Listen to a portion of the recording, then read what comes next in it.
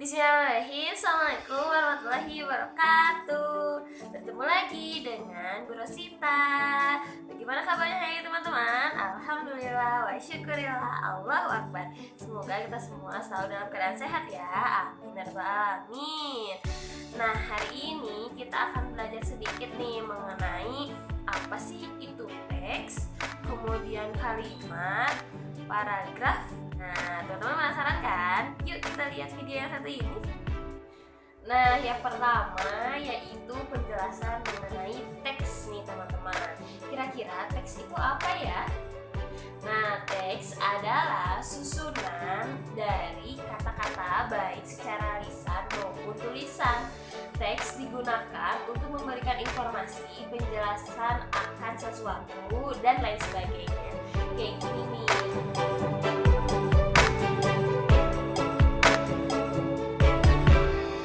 Nah, yang kedua yaitu kalimat.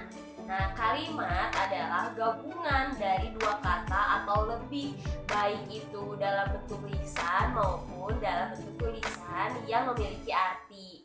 Nah, kayak gini nih.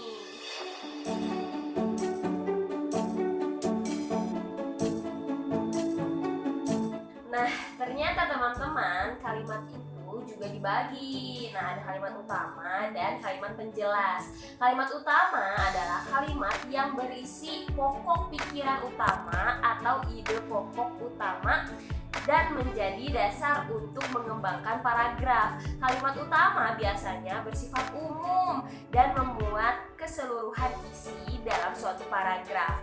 Nah, teman-teman, kalimat utama tidak selalu berada di awal paragraf, bisa juga berada di akhir paragraf. Terkadang juga muncul secara bersamaan nih teman-teman, di awal dan di akhir paragraf. Nah, poin penting menentukan kalimat utama yaitu membaca dengan cermat. Nah, kalau tadi Ibu sedikit menjelaskan tentang kalimat utama, ternyata ada juga kalimat penjelas. Nah, kalimat penjelas itu adalah kalimat yang berisi penjelasan dari kalimat utama dalam suatu paragraf. Kalimat penjelas bersifat khusus karena harus menjelaskan secara detail mengenai apa yang sedang menjadi topik utama. Nah, biasanya kalimat penjelas itu tidak hanya satu, tetapi bisa dua atau lebih daripada itu. Nah, selanjutnya penjelasan tentang paragraf. Paragraf itu apa sih? Nah, paragraf adalah rangkaian kalimat yang memiliki suatu gagasan utama.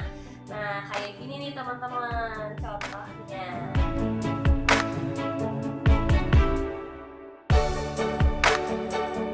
Nah, seperti yang kemarin sudah Ibu jelaskan ya mengenai paragraf. Nah, terdapat berbagai jenis paragraf yang disesuaikan menurut letak ide pokok atau gagasan utamanya, yaitu paragraf induktif, dan paragraf campuran. Nah, biasanya kalau paragraf induktif itu ide pokoknya ada di awal, sedangkan paragraf induktif ide pokoknya berada di akhir. Nah, untuk paragraf campuran, ide pokoknya biasanya ada di awal dan di akhir.